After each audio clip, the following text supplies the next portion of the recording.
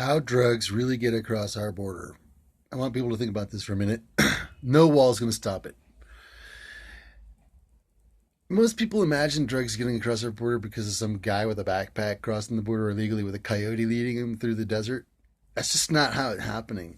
I mean, seriously, maybe somebody is doing that, but that is not supplying the need in the United States.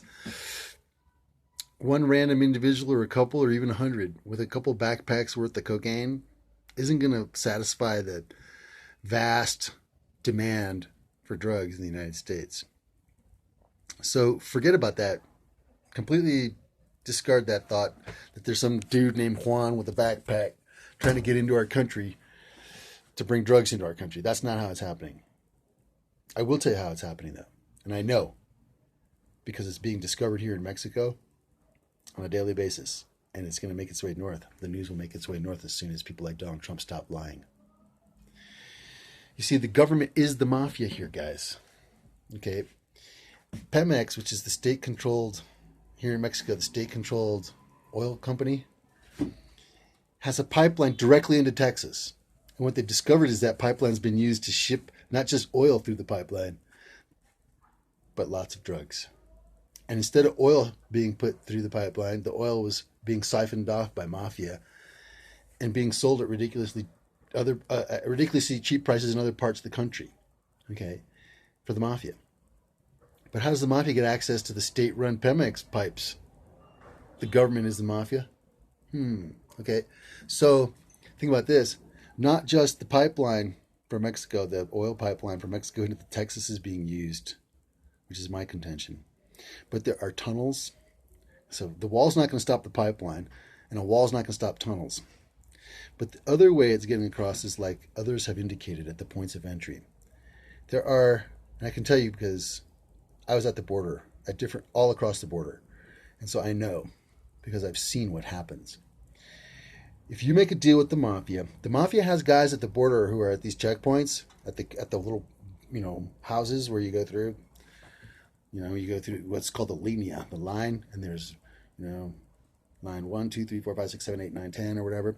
So you go to Nogales or you go to Tijuana, you get in the right line, like let's say line number 4, you're going to go through Caseta, you're going to go through house number 4, you're going to get checked there.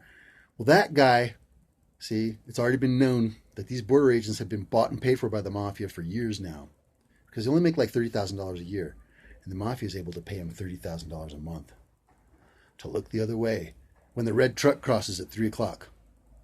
Okay. So you can imagine these huge tractor trailer trucks bringing in tons of goods from Mexico with, what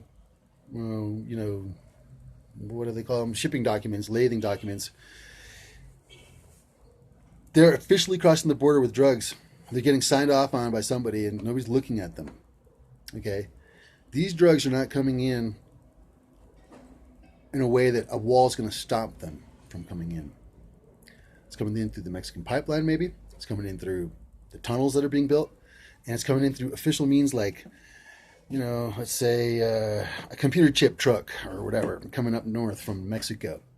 Or PVC or fiber optic network or, different products that are being made here on the cheap are being shipped up there.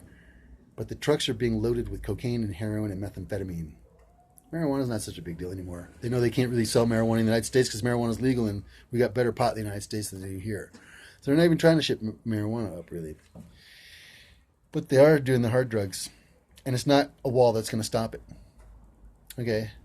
So imagine we've got the state-run oil company here in Mexico, which has just been discovered being run by the mafia, really, and being ripped off by the mafia, and the pipelines being used by the mafia to do something. What would that be?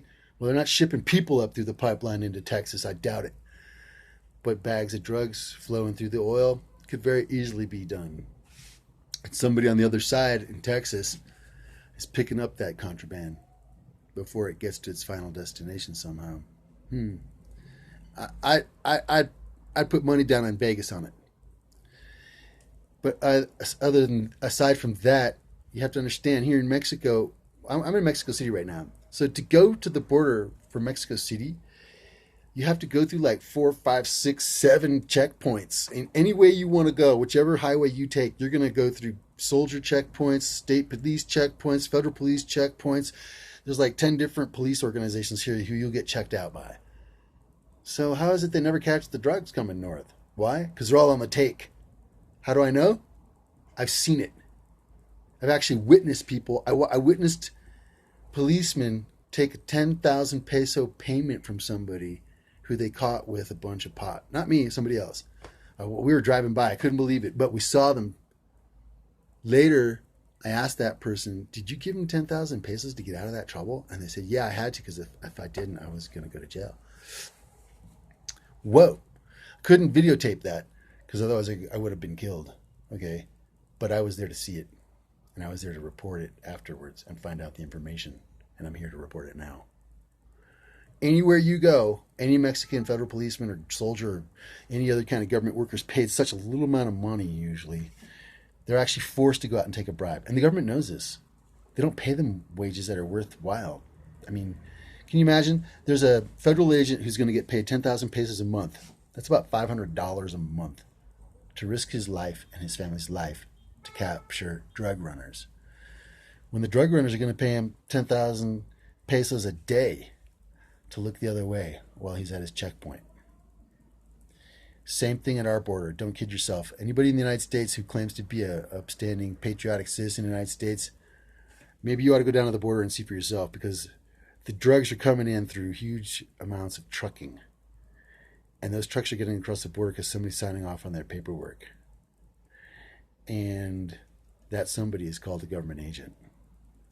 And they're either not doing their job, or they're ignorant, or they're bought off. Any way you look at it, drugs will not be stopped by a wall.